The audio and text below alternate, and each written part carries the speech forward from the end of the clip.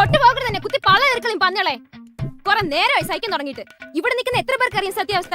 എട്ടും പൊട്ടും തിരിയാത്ത പ്രായത്തിൽ ഇവൻ എനിക്ക് കഥ തന്നുള്ളത് ശരിയാ. പക്ഷെ അപ്പൊ തന്നെ അവന്റെ മുഖത്ത് ഞാനത് വലിച്ചെറിഞ്ഞു കൊടുത്തു. ഇതാണ് സത്യത്തിൽ നടന്നത്. ഇതൊക്കെ പണ്ട് പലതവണ പറയാൻ ശ്രമിച്ചതാ ഞാൻ. പക്ഷെ അന്നൊക്കെ ചില മൂദേവികളും എന്റെ അമ്മയുടെ കൂടെ വന്ന് എനിക്ക് ചുറ്റും നിന്ന്. പെൺപിള്ളേരായ കുറച്ച് അടക്കം ഒതുക്കവും വേണം. ഇല വന്ന് മുള്ളി വീഴും, മുള്ളൊന്ന് തലേ വീഴും.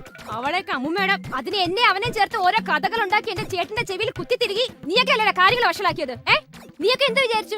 എന്റെ കല്യാണം മുടക്കാന്നോ? അതിന് ഇതൊന്നും പോരാ. ഇതിനപ്പുറത്തെ പണികളുമായിട്ട് നിങ്ങൾ വന്നാലും നിന്നെ ഒന്നും പേടിച്ചിരിക്കാൻ എന്നെ കിട്ടൂല നാരികളെ.